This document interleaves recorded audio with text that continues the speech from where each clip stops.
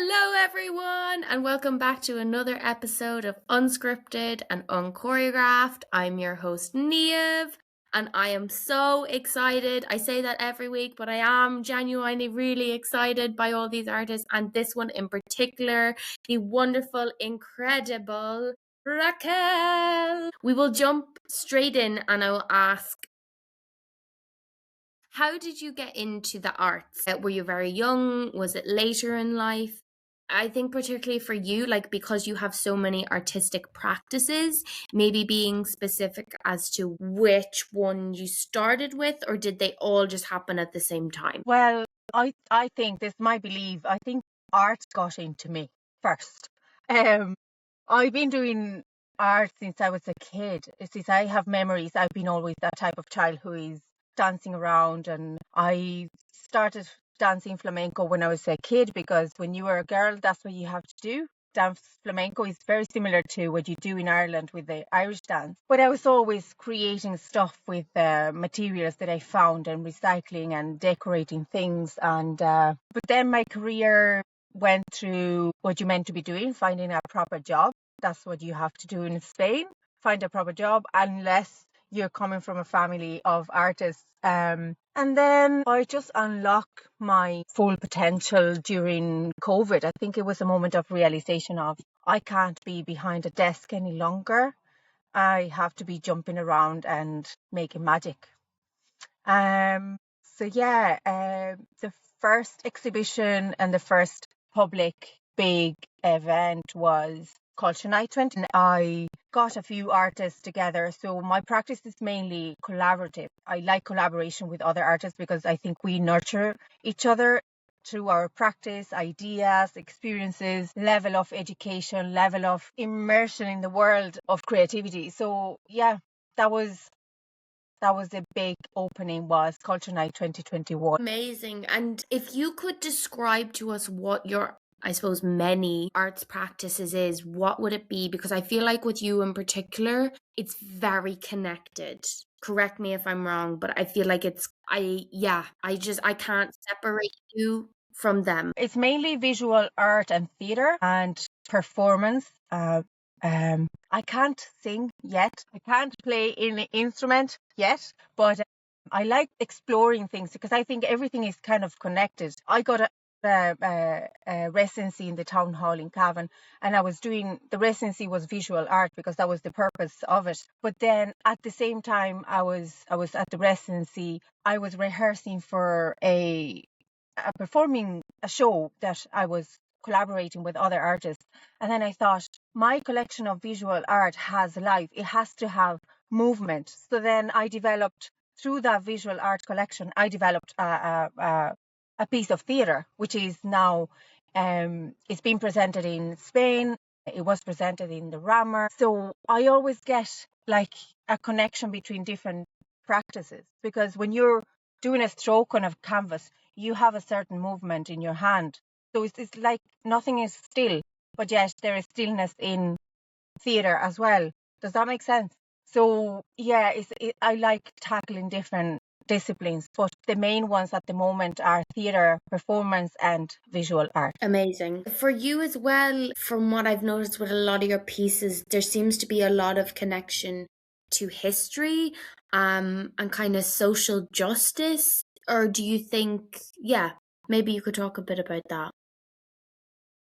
There is a lot of reflection on society and history and human condition. I'm not the type of person of my art is influenced by nature. I'm very connected with nature, but I'm not painting landscapes, or I'm painting or creating theatre about people emotions, people interactions, social behaviour and history. So in fact, I'm doing a research about the Irish who went to the Spanish Civil War, and they fought for the cause in both sides, because there were Irish who were in the far right wing or the far left wing, and that amazed me a lot, and I'm doing a research about it. And then human interactions and human connections or disconnection, that is also reflected in my work. And how connected or disconnected are you with your own body? that through movement is being explored at the moment in one of the shows that I'm preparing, and it's going to be soon. I can't wait to start working with you, my dear. Maybe you'd like to talk about that particular piece, because that one is, I don't know, it's nearly like a full circle maybe, because it was first performed in Culture Night 2022 and now is being, as we keep saying, mastered. And I think this particular piece is very important. I think it was important for the time back then, but actually it's really important now. Yeah, maybe you'd like to talk about it. So Visceral 22 was the piece, and again, it was a collection of 9 pieces of visual art, and I was reflecting in that visual art the emotions reflected in the body, in the guts, and how I've worked with a practitioner, and he talked about the memory of the body, you know. And so I was doing this collection of visual art during COVID. Well, before COVID, it started with one of the pieces, but evolved through COVID. And while I was painting it, I was like, this artwork has movement in it. I needed to perform it. So then I wrote the physical theatre show, and we put it on the Town Hall, but it was all about the heavy emotions, the heavy and dark and sad emotions. And then I had a moment of realization recently, and I thought, okay, now we can reflect also through the same exploration of the work, the positive emotions, because they have an impact as well in our body. And then our body remembers that positive explosion of positiveness, right? So this is what we are working at the moment. We are gonna present it. I can't say it yet because it's not official, but it is happening. And so that's the work that we are developing, is about this explosion of positive, like, excitement and re-encounter between people, reconnection, seeing a child watching fireworks, and it reminds you, how did you feel when you saw it for the first time? It's all what we are exploring. So it's going to be very positive and bright. Using visual art, because throughout the process there's going to be people watching the rehearsals and the device process, and there's going to be people painting that process, and it's going to be exhibited at the launch of the show.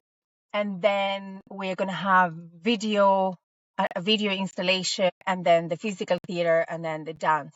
So it's an explosion of art. It is. It's literally an explosion. And I think it will be so interesting as well, because you're adding on from the original, but also the original was a solo. Now there's 3 performers. I think that's really important as artists, to reflect on our earlier pieces and develop them, instead of, I think sometimes, especially in the current climate when it's quite commercial and capitalized, it's like, this piece is done, this product is done, it's the art as a full.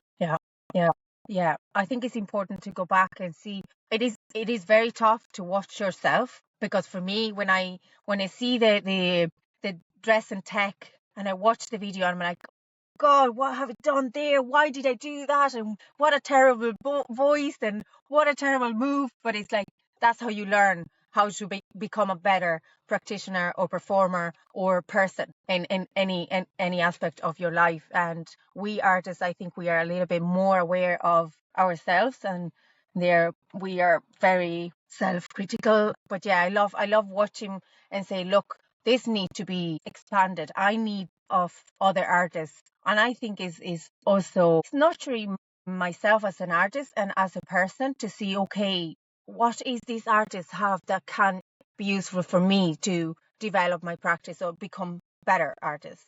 And I love collaborating. Yes, I wanted to ask you about your youth work, and specifically like youth theatre, youth arts, because that is heavily part of your practice. Maybe you could describe that. Yeah, my youth work and youth practice started as a freelance in Arva.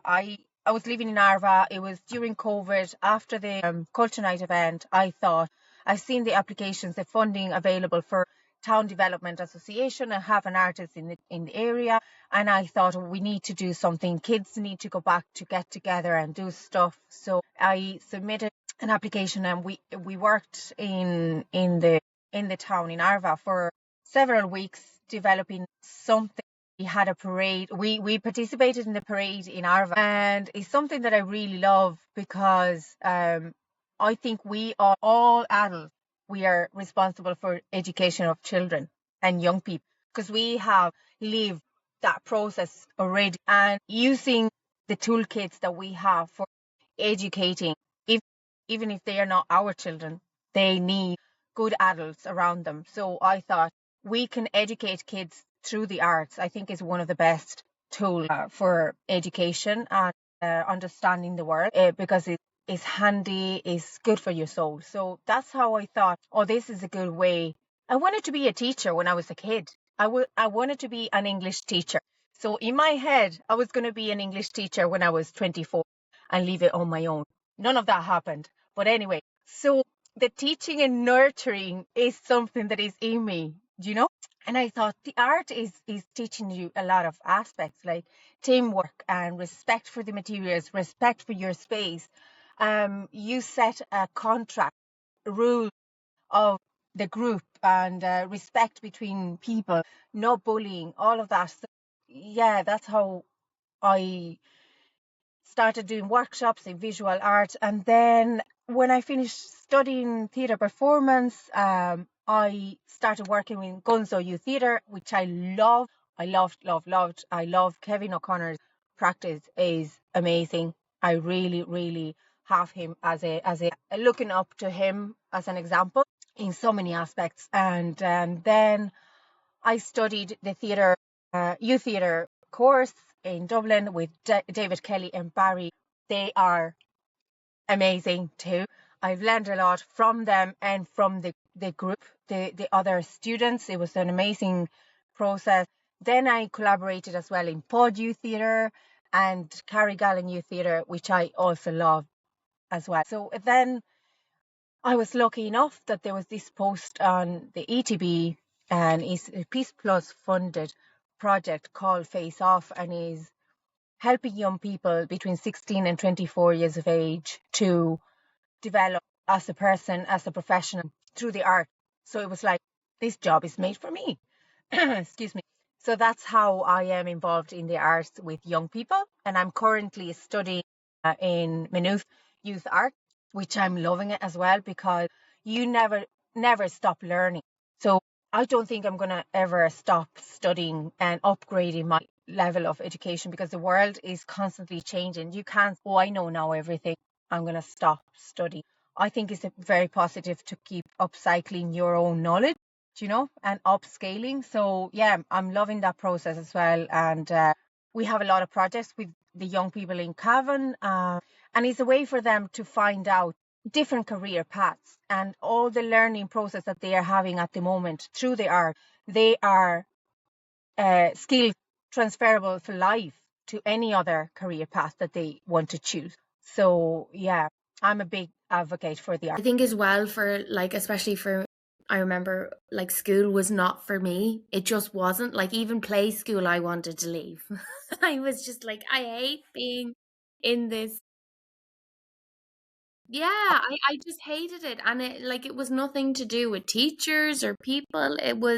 I just didn't like it. And I think youth arts, youth theatre, what you're doing, Raquel, is another alternative education. What advice would you give to maybe your younger self or someone in Face Off or just in general who is interested in the arts and wants to be in the arts? I keep telling them, it's like, sorry, if it's your real passion, if you're really passionate about it, just do it.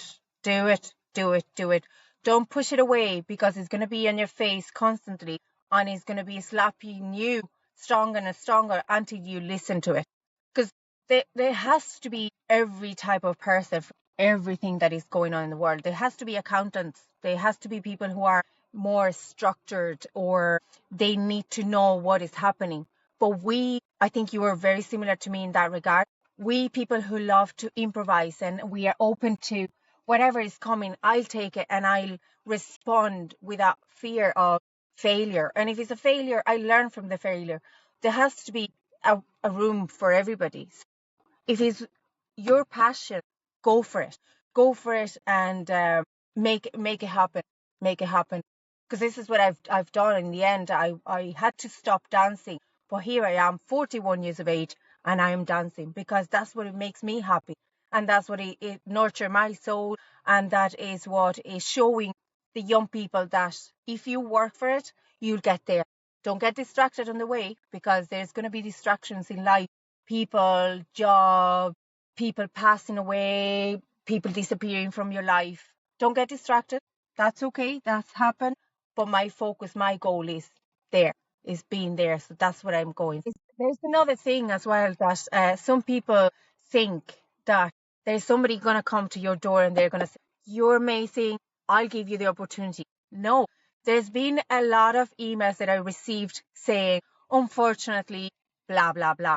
And I get it. I get it because there's a lot of competition. There's a lot of artists who have been there for 20, 30 years, or they have way more qualifications, or the panel didn't like my proposal, but I never gave up. I'm like, okay, unfortunately, okay, what's below? What can I learn from this? Okay, this is it. This is it. Take note. Don't give up. Don't give up. It's just learn from, okay, you have a no, you have a slap on your face with the door, but don't give up. Don't take it personal. It's like they're other artists that they deserve the opportunity as well. It's not going to be always you. There's going to be other people that they deserve it. It's not you, oh, I'm not good enough. Yeah. And also the imposter syndrome. Don't listen to it. It's going to be there. It is here. It is here behind me because I'm like, and why is Niamh interviewing me? Who am I? So it's like, shh, you shut up. Imposter syndrome, it's okay to have it, but don't pay too much attention. Just enough to keep you humble, but not too much that you. I wanted to ask as well, Raquel, in terms of, is there a lot of differences that you have noticed between the arts industry in Spain versus Ireland? This is my personal opinion. If Spanish artists get offended, I'm really sorry.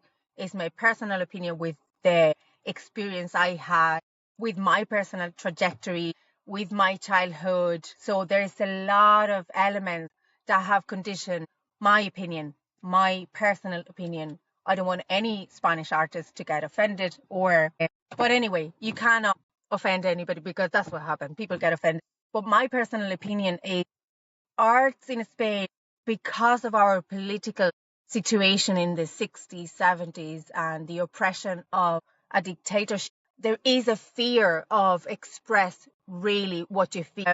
And that's a fact. There was an oppression, and there was a lot of artistic styles that they were oppressed. Lorca was killed because he was gay and he was a playwright. So it is still a lingering fear of, okay, we can't really create and say what we want to say, right? There are topics that are still taboo. So, and then there's the other aspect, which is overpopulation. Spain, I think, is overpopulated, and the size of the country, it is completely different to Ireland. Ireland is, I felt that I was super welcomed, and I probably is good to consider that you're more close to people, you're more close to the arts officer, and you're more close to the audience member. So there is a closeness, or a close connection with everybody. So it's easier to reach the audience and reach your peers as artists, despite if you're just emerging or you're a professional. But yeah, there is the difference, and I think is a lot to do with the political situation and the size of the country. Yeah, there's a lot of differences as well between the north and the south, and yeah, I think we value here in Ireland, and I say we, because I consider myself, I'm completely immersed in the country now, but is way more valued here, the art. I remember when I was a kid, it was only a colouring book in school. You didn't have sculpting, or you didn't have other options for learning. You didn't have alternative classes, the youth work, youth art. There was nothing, none of that. Now, I'm here in Ireland nearly 10 years, so I don't know how is the situation currently, but that's my feeling. So is there a lot of opportunities for artists in Spain? Again, I know you've kind of mentioned it's overpopulated, so there's more competition. I don't think it's the same level of, like, the local authorities here, like I'm in Cavan, local authorities are opening proposals and they support financially and with a space to local artists, and they say, okay, this is we have this pot of money, we have a space to for artists to develop their work. I don't think that exists in Spain. I have a friend who is a teacher in university. She's the teacher in drama and dance, and she's trying to develop something with her friend at a local level. Unless she is in partnership with a business, she's not going to get financial support. She's not going to get physical support of a space to develop the work. Whereas Ireland, you have many opportunities. Well, at least I see there's way more opportunities here with a space, and you have the art centre mostly in every single county. There's an art centre, and then they have a spare buildings that they can be used by artists, and there's financial support.